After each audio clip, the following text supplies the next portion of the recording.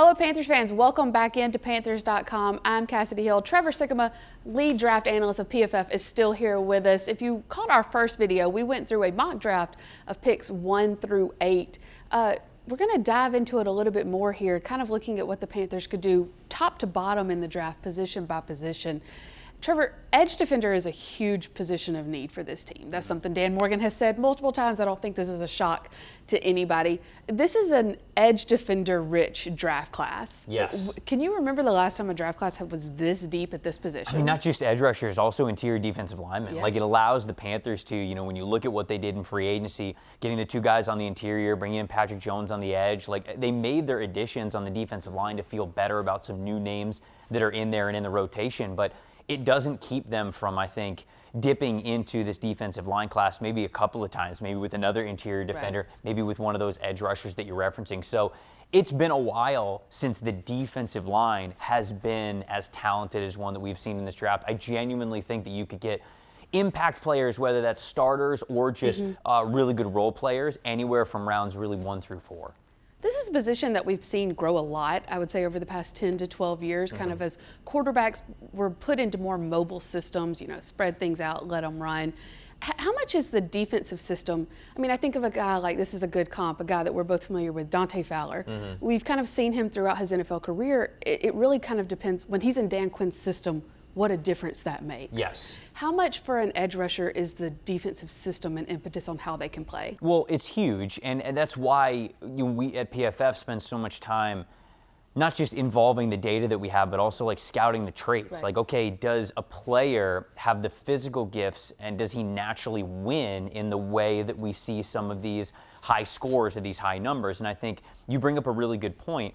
As the game of football is evolving, I think what has been fun to watch is how open-minded and creative a lot of these defensive coordinators are getting with how they can get after the quarterback. Because ultimately, if you can get to the quarterback in less than 3 seconds, you're going to win the play if you're a defensive player, at least most of the time, unless you got a veteran quarterback who can get out pretty quick.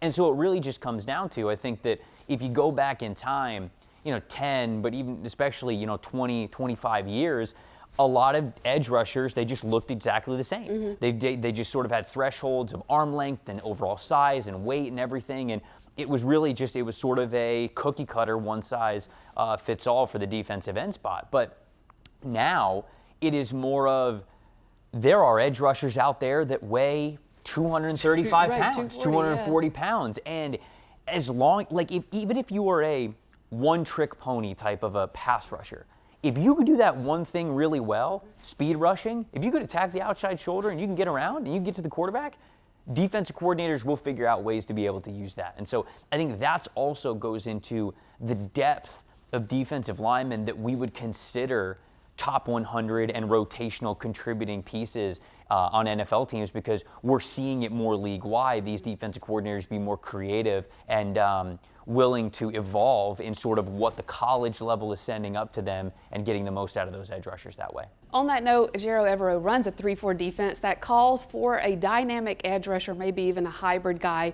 Who do you have as a target in the early rounds at this position? I think Donovan Ezeiruaku from Boston College is a target that I absolutely love for them at number 8 that I don't think is getting talked about enough. We hear a lot of names like Jalen Walker. I'm a little bit more hesitant on him just because there's not quite a home base for him. Not that he can't learn it. It just might take a little bit of time for him. Shamar Stewart from Texas A&M, you could think about him, but he's a little bit more of that heavy-handed sort of hand in the dirt 4-3 defensive end. Then you got guys like James Pierce Jr., Mike Green. I think those guys are in the conversation. But this dude was more productive. And I think that this dude's an even better run defender than those guys are as well. A little bit lighter weight for all those guys, but Ezeiruaku showed up at the combine around 250 pounds. He said, I'd be comfortable playing at 255. And if you're 250 as an edge rusher, especially as a stand-up 3-4 outside linebacker, you feel good about that. He's got long arms to him. He could utilize the long arm move. He already shows a well-versed variety of pass rush moves. And beyond that, something that I loved when I got to listen to him at his media podium session at the combine is, somebody asked him about performing a ghost move, right? So it's when you get the hand out there early and you sort of make the offensive tackle shoot their hands up really quick, but you don't actually make contact with them. Once the hands go up, then you can either swipe the hands away or you can dip underneath the shoulder. So he's like, so somebody asked him, hey, what's talk to me about the ghost move. It's one of your favorite moves. And he's like, whoa, hold on. Before we talk about the ghost move, we got to talk about how I set him up to hit the ghost move. And so it's just this understanding of how and why pass rushing works. It's not just the stats, which he has great ones. It's not just the PFF grades, which he has great ones as well. It's just an overall understanding of how to be a really, really good edge rush player. I think Ezeiruaku would love this dude. 16.5 sacks were second in the FBS this past year. Yeah. So to your point, understanding the game allows him to kind of have that production. A mid-round guy, again, this is such a deep class that you can still find an impact player and a mid-round guy. Who's someone you have there at this position? Let's go with Bradyn Swinson, the edge rusher from LSU. You know, he is another player who I think is a very natural from that stand-up two-point position, and that's really where he had a lot of success. Almost a 20% pass rush win percentage for LSU this past year, which is really high. It's one of the higher marks that we have in the Power 4 and just overall in the FBS. What I love about this dude, he's able to convert speed to power pretty well despite being a little bit lighter in his weight, but it's the hand usage that I love from him. I am a sucker for any edge rusher that has quick, fast, violent hands and is always looking to get clean. These guys who, okay, maybe the two-handed swipe on a first move, it didn't work, and the offensive lineman sort of, okay, well, he gets a hand on me. Well, what's the counter then? Are you immediately trying to rip under that arm? What are you doing? Are you trying to work around it?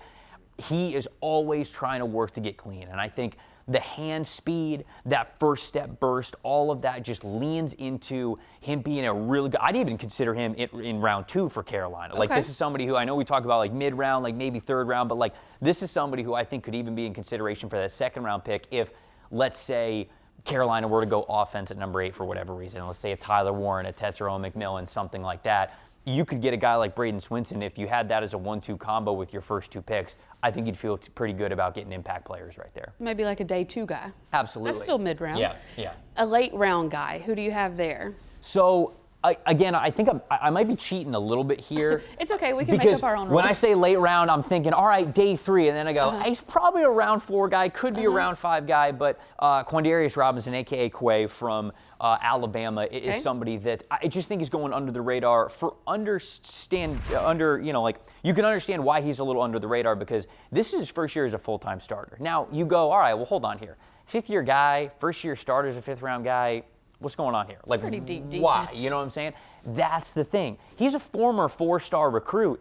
He just had to sit behind Chris Braswell, Will Anderson, Dallas Turner for 2 years, and then he finally got his chance to get in there this year, and he ended up having a forearm and an elbow injury where I think he only played about 7 or 8 games, but in those 7 or 8 games, very similar numbers to that of like a Bradyn Swinson, where that pass rush win percentage was all the way up in the 20s. Now, he's not as he has a longer build. He's got good length to him, good height to him. It's more slender, so he's not as good of a run defender as say those guys that I already mentioned in Ezeiruaku and Swinson. But as a late round guy, when you talk about day 3 players, we're really talking about guys that are just going to be specialized. They're sort of going to be streamlined. And for Quay Robinson, passing down, it's a situation where you go, okay, obvious passing down situations. If, Clowney is a little bit tired, or if Patrick Jones is a little bit tired, or if you have a different edge rusher, they're a little bit tired, you could put this guy in as a stand-up outside linebacker, again, his natural position of what he played in that 3-4 front at Alabama, and you could feel good about him disrupting the pocket. So the technique still needs a little bit of work. He's still green in terms of that pass rush plan and that anticipation, but a very physically and athletically gifted football player that you take a chance on if you got the opportunity to on day 3. And I mean, to be fair, Alabama guys, Georgia guys, you look at their production in the NFL, there's a lineage there. You're getting 100%. You're getting somebody that knows what they're doing. This is one of the deeper positions, like we said. There are other positions of need. There are other positions that are deep in this class. We are going to discuss them all. Make sure you come back for our next video with Trevor, where we look at cornerbacks.